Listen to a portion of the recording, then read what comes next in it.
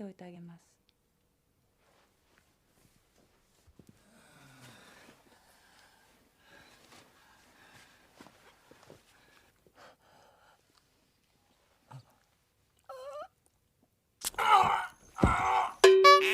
Hey yo, what's up everybody, kembali lagi di channel gua Felis Fikri. Seperti biasa kali ini gua akan merangkum sebuah cerita kembali yang dimana ini sudah masuk edisi ke-6 dalam gua membuat sebuah alur cerita film gitu ya. Oke guys, di edisi ke-6 kali ini gua akan merangkum sebuah film yang berjudul Audition. Film ini rilis tanggal 2 Oktober 1999. Ya, gua masih umur 5 tahun ya. Sudah tua sekali film ini. Dan disutradarai oleh Takashi Miike. So, untuk sinopsisnya sendiri, film ini berkisah tentang seorang duda anak satu yang merasa sangat kesepian karena istrinya meninggal dunia.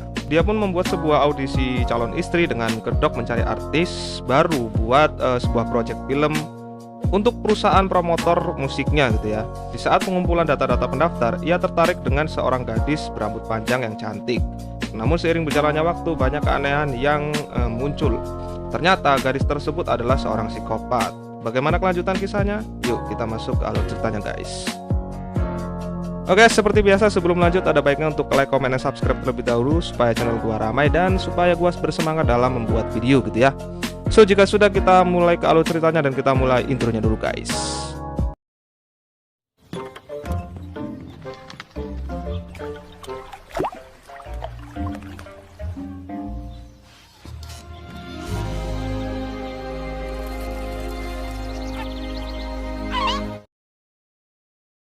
Oke, di scene awal kita akan diperlihatkan seorang anak kecil dan ayahnya yang sedang menunggu ibunya yang sedang sakit. Namun sayang karena sudah sekarat, ibunya pun meninggal dunia.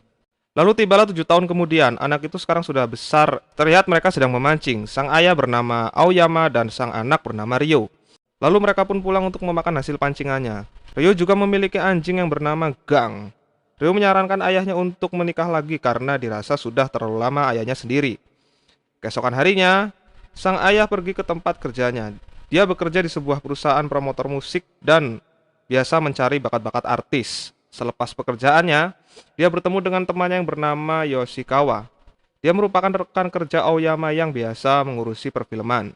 Di situ Aoyama curhat bahwa ia ingin menikah lagi. Aoyama mencari wanita yang baik, yang punya keterampilan seperti main piano, bernyanyi, dan menari. Yoshikawa pun memberikan sebuah ide, yaitu mengadakan sebuah audisi. Keesokan harinya, mereka kembali lagi bertemu dan Yoshikawa memberikan proposal untuk membuatkan sebuah audisinya. Jadi audisi di sini adalah audisi pencarian bakat akting untuk garapan sebuah film. Nah, Aoyama nantinya akan jadi salah satu juri dari audisi tersebut. Nah, dia dibebaskan untuk memilih salah satu dari banyaknya kontestan yang hadir untuk dijadikan seorang istri. Jadi intinya bisa dibilang ini aji mumpung lah, sekalian gitu. Setibanya di rumah, ia mengecek data diri atau lamaran dari para peserta.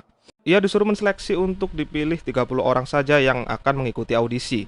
Saat sedang memilih, ia tak sengaja menumpahkan kopi ke salah satu kertas lamaran tersebut. Ternyata saat Aoyama melihat fotonya, dia langsung suka dengan cewek tersebut. Cewek tersebut bernama Asami. Dan secara kebetulan juga Asami merupakan tipe wanita yang diinginkan oleh Aoyama. Dia bisa bernyanyi, main piano, dan juga seorang penari balet dari umur masih 12 tahun. Dirasa gadis itu menarik, ia pun memasukkannya ke dalam 30 peserta audisi. Singkat cerita, audisi pun dimulai. Banyak dari kontestan yang mulai mempresentasikan diri mereka masing-masing. Sampai akhirnya sampailah di nomor urut 28, yang dimana itu adalah nomor milik Asami yang Aoyama tunggu-tunggu. Di situ Asami ditanya-tanya seputar dirinya, lalu ia ditanya apakah dia masuk melalui agensi.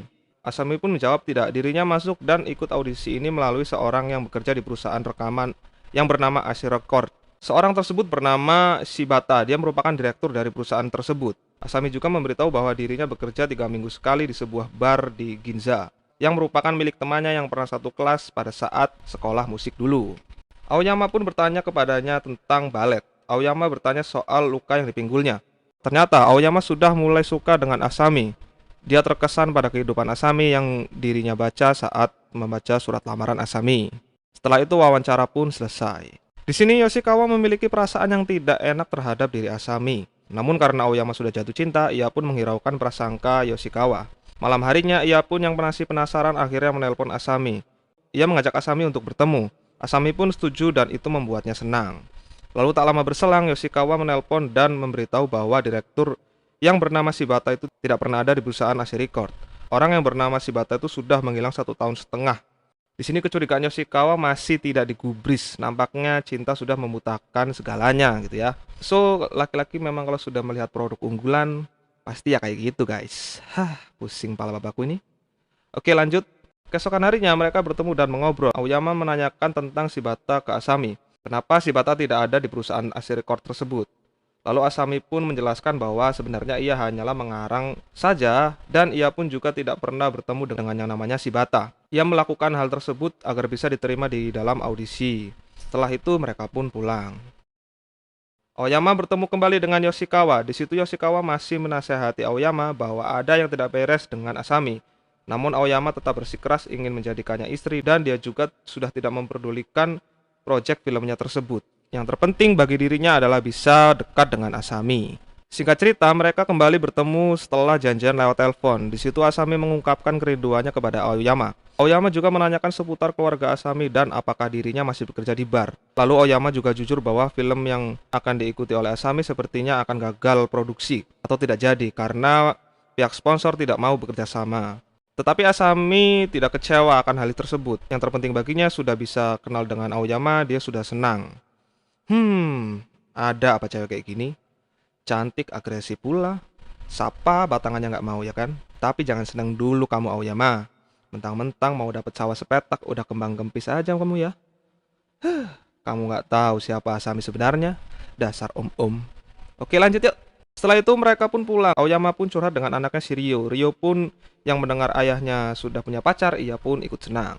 Seminggu kemudian, Aoyama dan Asami pergi liburan dan menginap di sebuah apartemen. Seperti biasa, Aoyama mengajak Asami untuk makan malam. Namun, Asami justru membuka bajunya. Ia menyuruh Aoyama untuk melihat tubuhnya. Asami memberitahu bahwa kondisi badannya ada luka bekas terbakar yang ia dapatkan waktu masih kecil dulu.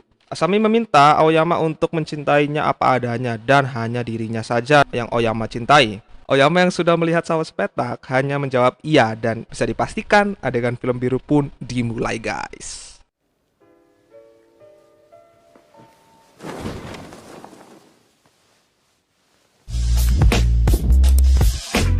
Saat terbangun Asami sudah tidak ada dan Aoyama mendapat kabar dari resepsionis bahwa Asami sudah pergi.